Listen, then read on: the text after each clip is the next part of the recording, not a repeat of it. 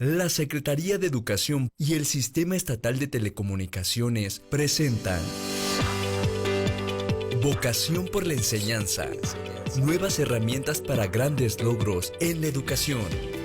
Esto es De la A a la Z. Puebla en Casa. ¿Qué tal? ¿Cómo están? Muy buena tarde. Justo a las 12 del mediodía iniciamos este programa de la A a la Z Puebla en Casa, un programa de la Secretaría de Educación en el Estado y el Sistema Estatal de Telecomunicaciones. Durante la semana pasada, en esta emisión de este programa, hemos tenido en cabina a directivos de los diferentes niveles educativos para platicarnos un poquito de cómo se está dando este reinicio de clases desde casa.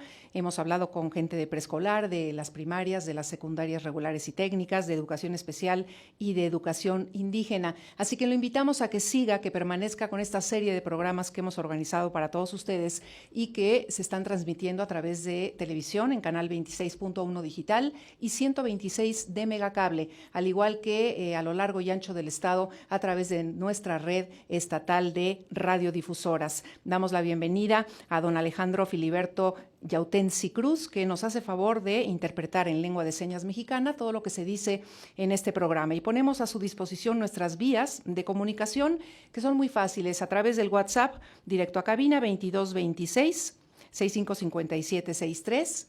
Ahí lo tiene en su pantalla. Y en cabina el 2222 73 77 16 y 73 77 17, un teléfono que nos hace favor de contestar nuestra querida Kena Carranza, que nos apoya por parte de la Secretaría de Educación. Y bueno, hoy el tema está interesante porque es un tema que nos va a hacer reflexionar a todos los que estamos involucrados en este regreso, reinicio a clases desde casa. Y justamente vamos a platicar del aprendizaje y de las experiencias emblemáticas que ilustran todo lo que nos está sucediendo de alguna manera. Y bueno, ya lo comentábamos desde la semana pasada que los lunes íbamos a tener la fortuna de contar con el secretario de Educación, el doctor Melitón Lozano Pérez, y aquí está puntual, como siempre, a la cita para compartir con todos ustedes todo lo que ha estado sucediendo en estos días, experiencias en su mayoría, la verdad creo que buenas, ya nos lo dirá él, pero seguramente así va a ser. Secretario, ¿qué tal? Buena tarde, qué gusto. Muy contento de estar aquí contigo, estimada Nuria, ya tiene una semana que nos habíamos visto. Sí, y saludo pasa a rápido el todas tiempo. y todos que nos están mirando y escuchando para dialogar sobre lo que ha pasado en esta semana y marcar nuevos derroteros. Estamos hablando de aprendizajes. No cabe duda que nosotros en la vida aprendemos día con día, ¿no? Pero estas situaciones en específico nos dan la oportunidad de aprender o reaprender, ¿no? Así es. El día de hoy quiero platicarte y platicarles a todos sobre dos grandes temas. Primero, cómo ha funcionado la primera semana y segundo, lo que significa el aprendizaje a lo largo y ancho de la vida. No sin antes agradecer a todas las personas que nos escuchan y nos ven y de manera muy especial al gobernador del estado y al Sistema Estatal de Telecomunicaciones por favorecer este medio que nos permite llegar a todos los hogares. La sistematización de experiencias. Yo quiero comentarles a todos que la semana pasada, como bien lo señalas, vinieron la directora de Educación Primaria, Preescolar, Secundarias Generales, Técnicas, de Educación Especial, Educación Indígena, y comentaron cómo estaban caminando los procesos educativos. Quiero en este momento compartir con ustedes las maneras de hacer llegar las planeaciones didácticas. Es muy interesante, por ejemplo, algunos lo hicieron a través de los comités de padres de familia. Ellos reciben las planeaciones y las distribuyen a los demás padres de familia, obviamente a los alumnos. Perdón, que ese era el punto más importante. Exacto. De inicio, ¿no? Sí. De arranque, la planeación. La planeación. Nada se iba a hacer sin planeación. Sin planeación estaríamos vacíos. Y luego, ¿cómo hacerla llegar? Entonces, además de lo que ya hemos venido mencionando, de que en algunos lugares se utiliza el Internet, el WhatsApp, las plataformas, esto nos ha llamado mucho la atención de que son los comités de padres quienes han colaborado para hacer llegar las actividades. Ese es uno. La otra forma de comunicación fue a través de llamadas telefónicas a la caseta de la comunidad. Qué interesante, todavía hay comunidades donde existe la caseta, le llaman, dejan las instrucciones y la gente llega a recoger, recibir indicaciones. A recibir indicaciones. Y la tercera es que lo han dejado también en las tiendas en la comunidad. Comunidades muy pequeñas, estamos hablando de las que tienen poco acceso a las telecomunicaciones, en la tienda principal lo dejan, la recogen y lo distribuyen. Y eso llama mucho la atención. De igual forma también a través de camiones comerciales que llegan a las comunidades, los hacen llegar. ¿Qué cosa evidencia esto? Lo que evidencia es un compromiso. Y por eso quiero hacer el reconocimiento, en primer lugar, a las alumnas, los alumnos, a las madres y padres de familia, tutores y a los docentes. Y quiero hacerles una invitación, que continúen de esta manera. Está Generalmente nos colocamos frente a lo que no tenemos, en lugar de visualizar lo que sí tenemos con lo que contamos. Obstáculos siempre va a haber en la vida. Aquí lo que nos distingue es la capacidad y la creatividad para superar estos obstáculos y buscar formas de comunicación con nuestros alumnos. Así es que, ¿qué le pido a los alumnos? Le pido a los alumnos que tengan una gran disposición para el aprendizaje. ¿Qué le pido a los padres de familia? Que nos sigan ayudando para que las actividades lleguen a sus hijos y que organicen a sus hijos. Eso es todo. Y a los docentes que planifiquen adecuadamente las actividades. Entre otras de las experiencias que quiero compartir son algunas actividades muy interesantes. Una de ellas fue en el Jardín de Niños en Teciutlán. Aquí el profesor mandó un video generando las instrucciones para que las llevaran a cabo. Y luego la familia lo hizo. Esto se llama la orquesta en la cocina. La intencionalidad educativa es seguir el ritmo de la música, mantener el pulso, la cualidad sonora, la velocidad, reproduce secuencias rítmicas. Eso es lo que está atrás de la actividad y me parece que el video lo tenemos. Tenemos por ahí el video de este ejercicio. Entonces, él lo manda al grupo. El profesor se graba, hace un video con las instrucciones. Las instrucciones llegan a la familia y la familia lo hizo de una manera espectacular. Entonces, si podemos verlo, ahí está, miren.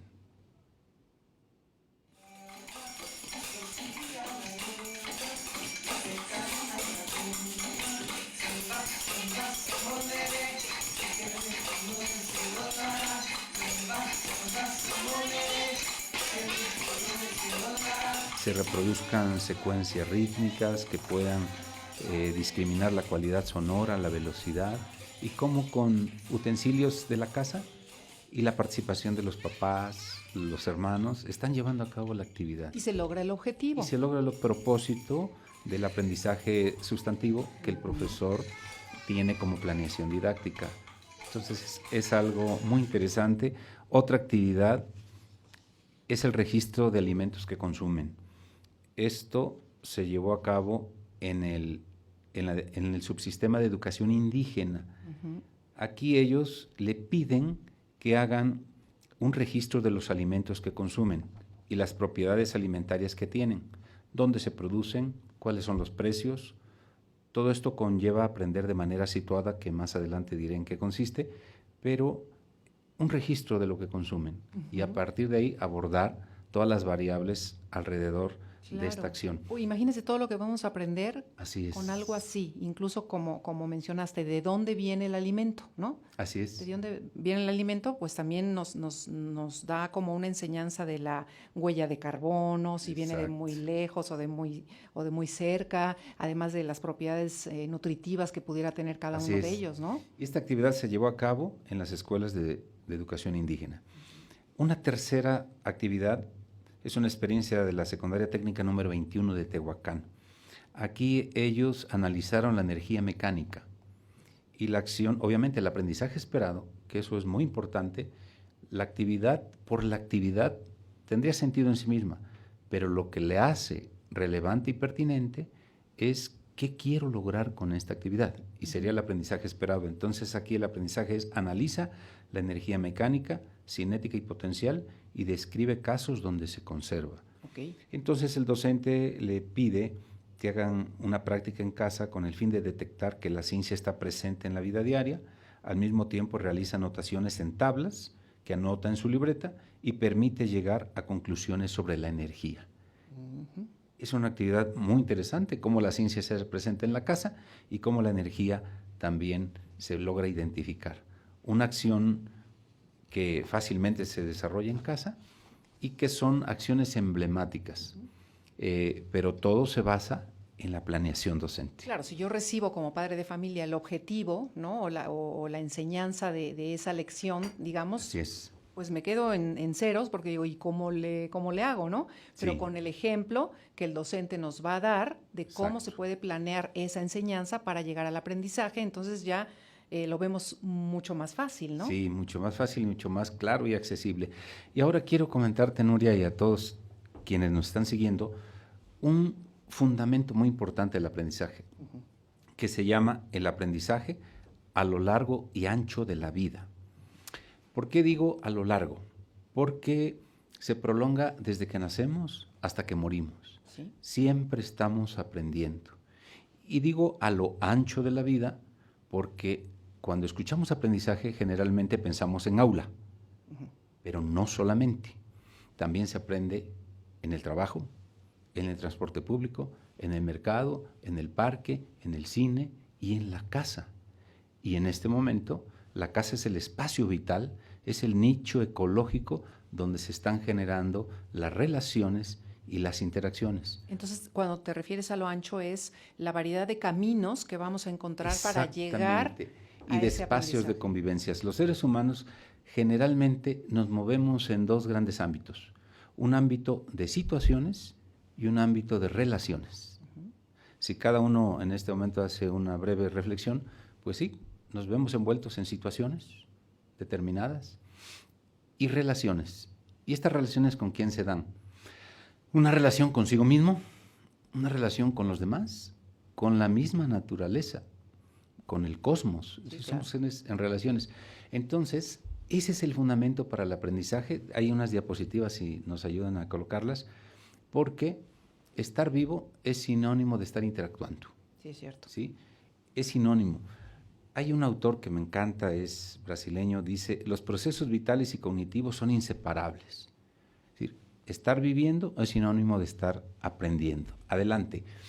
Y cuando mencionamos lo que estar vivo es sinónimo de estar interactuando, ya lo dije, ¿verdad? Porque eso es lo que hay que recuperar. Somos un sistema unificado, como un organismo con el entorno, no hay diferencia. Un ejemplo, en este momento estamos respirando. Sí. Y entonces el entorno y el organismo están directamente unificados. Por lo tanto, la vida es estar constantemente aprendiendo. ¿Por qué esto? Adelante, por favor. ¿Por qué esto es tan importante? Miren, es muy importante porque nos lleva al aprendizaje situado. ¿Qué significa? Quiere decir que la primera asignatura de la cual parte un proceso educativo es de la realidad, la vida cotidiana. Claro. No es la teoría, no son los libros, sino es la realidad. Y aquí hay un pensador brasileño que seguramente mucha gente conoce, se llama Paulo Freire, y él hacía la diferencia entre lo que es la educación bancaria y la educación liberadora. La educación bancaria concibe al sujeto como un recipiente vacío, no sabe nada, ignora cosas. Por lo tanto, el acto educativo se constituiría en llenarlo de conocimientos. Hay otra posición, si regresamos por favor, hay otra posición, la otra es La lo liberadora. contrario, la liberadora. Es decir, el ser humano posee conocimientos, Sí. el ser humano tiene saberes y por lo tanto lo que hay que sacar es potencializar que salgan esos saberes. Claro. La etimología es esducere, sacar de dentro. Eso es muy interesante, porque la primera, la educación bancaria, es una educación memorística, mecanicista, repetitiva. Y la liberadora es una educación reflexiva, Claro. es una educación crítica y es una educación reflexiva eminentemente.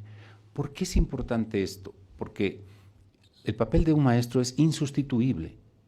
Por eso es que no le queremos cargar a los padres de familia la tarea de estos procesos de enseñanza. Un maestro tiene que planear sus actividades, y es una invitación que estoy haciendo en este momento, para que los planes de clase estén pensados favoreciendo la reflexión, favoreciendo el análisis, favoreciendo acciones transformadoras de la realidad y no solamente de forma repetitiva. Exactamente. Que estarás de acuerdo, secretario, que la educación ha ido evolucionando en ese sentido. Así es. Porque hubo una época en la que era aprenderse de memoria Aprenderse todo, de memoria, ¿verdad? sí, pero aquí hay una confusión, fíjate, yo la quiero remarcar muy bien. Hoy, aprendizaje a distancia no es sinónimo de Internet. Aprendizaje a distancia no es sinónimo de tecnología.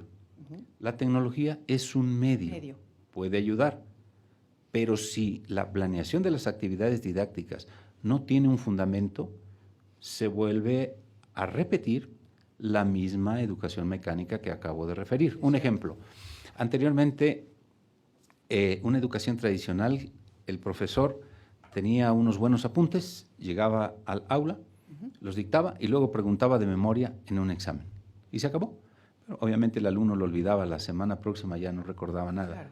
Entonces, hoy algunos maestros, aunque usan la tecnología, pero siguen repitiendo el mismo esquema. Lo que iban a dictar lo colocan en un PowerPoint, llegan, utilizan el cañón, la computadora, lo proyectan, cópienlo y después les pregunto para el examen. Es la misma lógica interna, es la misma forma de proceder. Y además ya ni lo copian, le hacen foto. Exacto. ¿No? Porque luego entonces, copiándolo como que… pareciera… ¿no? que evolucionó la forma de enseñar y que ahora ya utilizo la computadora, ya utilizo el cañón. No, esa no es la evolución. Esa no es la evolución.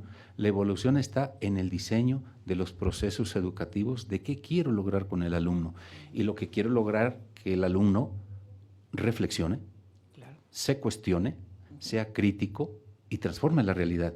Por lo tanto, las actividades tienen que estar orientadas a eso. Si me ayudan con las demás diapositivas para seguir ilustrando, entonces existe una forma de organizar las actividades y eso se llama aprendizaje situado. La AS. Aprendizaje situado. ¿Qué significa? Ahí dice partir de la realidad. ¿Cuál es la realidad? Pues lo que estamos viviendo. Exacto. Es decir, yo en casa, ¿qué hago? Bueno, primera, me levanto, me baño, tomo un desayuno, dialogo con mis papás, mis hermanos, puedo salir al jardín, tal vez si tengo plantas las riego. Esas son situaciones de la realidad. Estas situaciones de la realidad se analizan, se reflexionan.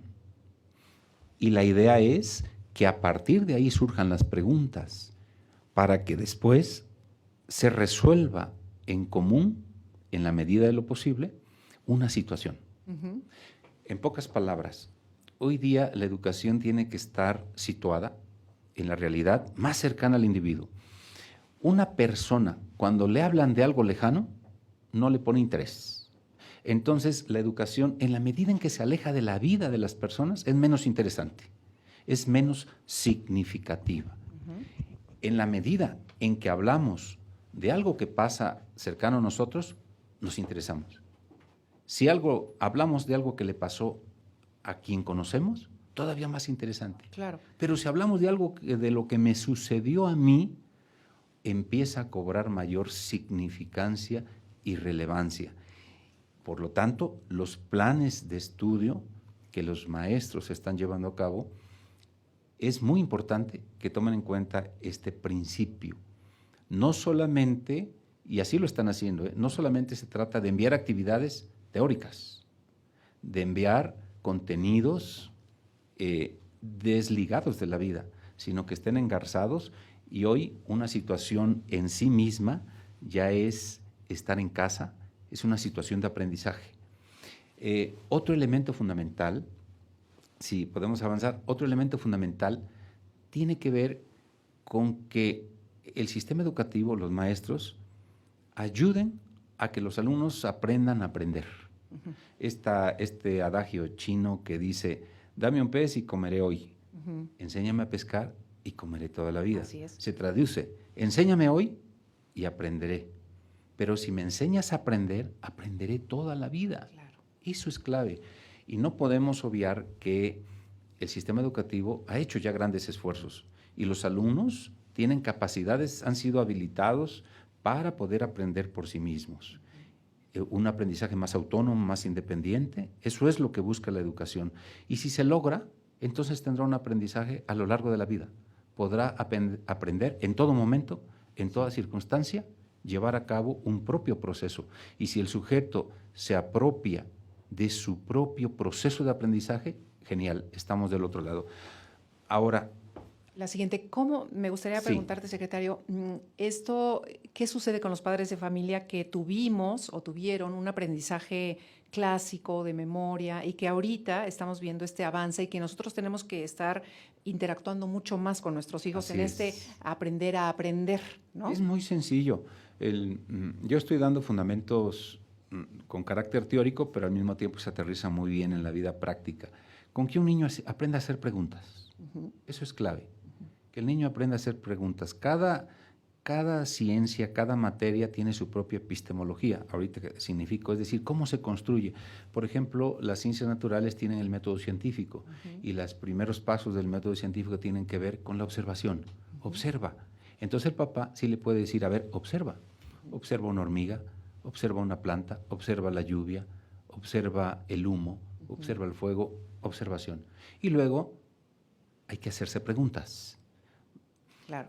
Con eso... Y vamos a observarlo juntos, porque Exacto. De repente los papás nos sentimos yo no te puedo contestar eso porque no lo sé, pero si lo observamos juntos, vamos a aprender ambos, ¿no? Así es. Entonces, eso es un elemento fundamental del proceso educativo. Ahora sí, si nos ayudan con las siguientes diapositivas. Y se busca que la educación sea integral. No podemos olvidar que la educación sea integral. ¿A qué me refiero con integral? El ser humano, nosotros somos una integralidad compuesta por diversas dimensiones. La dimensión cognitiva, la física, la emocional, lo cívico, lo moral y lo estético. Generalmente ha habido muchos años en que la escuela ha estado centrada únicamente en lo cognitivo, ¿verdad? Pensar, pensar, pensar. Y sentir se deja de lado. Lo emocional, lo cívico, lo ético, aprender a tomar decisiones. Por lo tanto, las actividades que se están haciendo llegar a los alumnos deben estar encuadradas en buscar una formación integral. Ese es el reto que tenemos. Por eso no todo es tecnología, claro. No todo es Internet. El Internet es un medio, pero podría haberle hecho llegar al alumno en un papelito, bien diseñada la actividad, me va a llevar a estar desarrollando este tipo de capacidades, ¿sí? Entonces, ¿de qué se trata? Se trata de que movilicemos sus saberes, que cada actividad esté movilizando sus saberes. ¿A qué saberes me refiero? Estos saberes se les llama los 4 pilares de la educación. Es una diapositiva que pasó anteriormente. Estos pilares son saber conocer, saber hacer, saber ser y saber convivir. Entonces, no solo se trata de abarcar el saber conocer, sino tenemos que desarrollar habilidades, actitudes de respeto, de tolerancia y aprender a convivir. Por lo tanto, las actividades diseñadas por los profesores están orientadas a lograr una educación integral. Por eso son tan importantes. Sí. Es por ello que la semana pasada yo coloqué como base de las estrategias didácticas fundamentales 2, el plan de clase y el libro de texto. Porque tanto el plan de clase está pensado en esta lógica, como el libro de texto ya viene elaborado con criterios pedagógicos y didácticos que me llevan al logro de los aprendizajes. Y es el reto que tenemos. O sea, el reto más grande es provocar en este tiempo de casa que no se pierda la brújula de cuál es el propósito de la educación. Y tenemos pues muchas formas de hacerlo. Lo único que requerimos es ampliar el horizonte, ver la educación de una manera mucho más abierta y aprovechar esta circunstancia para poder relacionarlo con los aprendizajes. Una vez que lleguemos, pasada este aislamiento, el maestro va a retomar todas estas actividades y orientarlas para los aprendizajes fundamentales que tenemos. Otra cosa que quiero mencionar en las diapositivas, Este esquemita es muy iluminador. Esta es la pedagogía tradicional. El punto de partida es el conocimiento erudito. Y llega hasta el medio social. Yo le enseño esto al alumno y el alumno hay que lo aplique cuando se enfrente a situaciones. Esa era la lógica. La siguiente, por favor, esa es una lógica de contenidos. Y la siguiente es una lógica que le llamamos de acción. De acción. No partimos del contenido, partimos de las situaciones que viven los alumnos, del medio social. Entonces se trata de presentarle al alumno o un problema o una situación a resolver, porque eso va a movilizar todos sus saberes. Y entonces ya el alumno, a partir de una situación, hace la relación con los conocimientos, va al área del conocimiento a la que pertenece y llegamos al conocimiento erudito. Es una vía contraria. Sí. Entonces, esto es tan simple, pero tiene un fundamento, de que en la casa podemos aprovechar todas las situaciones para aprender, todas, hasta el aburrimiento, hasta el cansancio, si es que se da la depresión, son circunstancias para aprender. Y lo que los maestros, el aporte que tenemos en esta circunstancia es cómo aprovechamos esta situación para convertirla en aprendizaje. Claro. Esa es la clave, por eso es que el reto, no solo porque en la sociedad ha habido muchas opiniones, muchos columnistas de pronto se sienten expertos en educación y empiezan a decir, tal alumno no tiene internet, por lo tanto está en desventaja, tal alumno no tiene computadora, está en desventaja. Yo creo que está en cierta desventaja, sí, lo entiendo, tecnológica, pero no en desventaja de aprendizaje. Por supuesto. Porque si al alumno, en este periodo de trabajo que a lo largo de su experiencia educativa ha logrado interiorizar modos de aprender, cómo autorregular el aprendizaje, este es el momento para ponerlo en práctica, porque no estamos partiendo de cero. Hay grandes avances, grandes logros, frutos que se tienen y hoy es el momento de aprovecharlo. ¿Quién conoce mejor a sus alumnos? Los maestros. ¿Quién sabe cómo va el proceso en sus grupos? Los maestros. Por lo tanto, el plan de aprendizaje es el fundamental, el punto de partida del cual podemos avanzar para que en esta pandemia no nos atrasemos, no nos empantanemos en decir no podemos lograrlo, sabiendo que tenemos cosas favorables. Y cada quien vive su propia realidad. Así es. Y eso no quiere decir que tu realidad es mejor o peor que la mía, sino cualquier realidad que estemos viviendo cada ser humano nos va a servir para aprender. Exactamente. ¿No? Así es. Entonces el aprendizaje es de lo más hermoso y vuelvo a retomar el principio a lo largo y ancho de la vida. A lo largo de la vida, todos sabemos de que el ser humano aprende hasta dentro del vientre. Las relaciones sinápticas neuronales ya se están establecidas y siguen desarrollándose. Y aprendemos hasta el último día de la vida que pasamos en este mundo. Entonces es aprender siempre. Y lo otro es en toda circunstancia. Si voy al mercado, o a un supermercado, dependiendo de dónde viva, y estoy observando que la gente guarda su distancia, que la gente usa su cubrebocas, es un aprendizaje. Es decir, al final del día ya no soy el mismo como amanecí. Soy un sujeto diferente, percibí la realidad de manera diferente, la interpreté de forma distinta y por lo tanto hoy tengo una nueva visión de las cosas. Eso es el aprendizaje cotidiano, diario, y todos tenemos la posibilidad de aprender. Y lo que hace un maestro es darle forma, organizarlo, generar un proceso, porque el aprendizaje es un proceso, para llegar a determinado aprendizaje esperado, que así le llamamos, o también podemos decir las competencias, ¿verdad? Las competencias son en sí una movilización de todos los saberes para resolver una situación. Entonces a un alumno, si le ponemos, apréndete de memoria el teorema de Pitágoras, pues seguramente algunos reaccionarán, pero si le ponemos un problema de la vida cotidiana, él se va a motivar más y llegará al teorema de Pitágoras. Va a decir, por eso. Por esto, ¿no? pero a partir de algo cercano. Claro. A partir de algo cotidiano. Eso es lo que está fundamentando las acciones, por eso el maestro es insustituible. Por supuesto que sí. No solamente porque el maestro está al frente de un grupo, no, sino porque el maestro conoce la pedagogía, conoce la didáctica, conoce el ritmo de los alumnos, la forma en que aprenden los alumnos, y con base en todos estos elementos se diseñan los planes de trabajo y se le envían a los alumnos. Entonces, esa es la base. Pueda hacerse llegar a los alumnos a través de Internet, a través de un papel escrito. No importa. No importa. Lo más fundamental es lograr que el alumno sea reflexivo, sea crítico, sea analítico.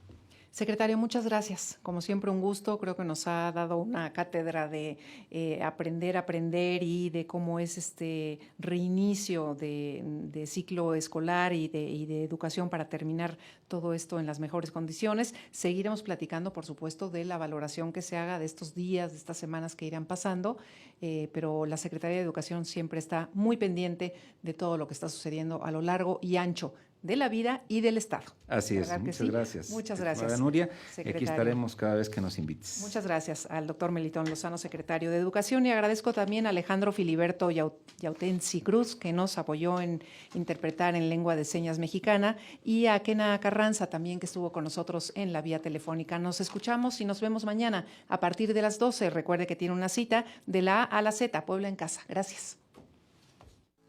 Esto fue De la A a la Z, Puebla en Casa. Un viaje por el conocimiento de las nuevas tendencias digitales en la educación.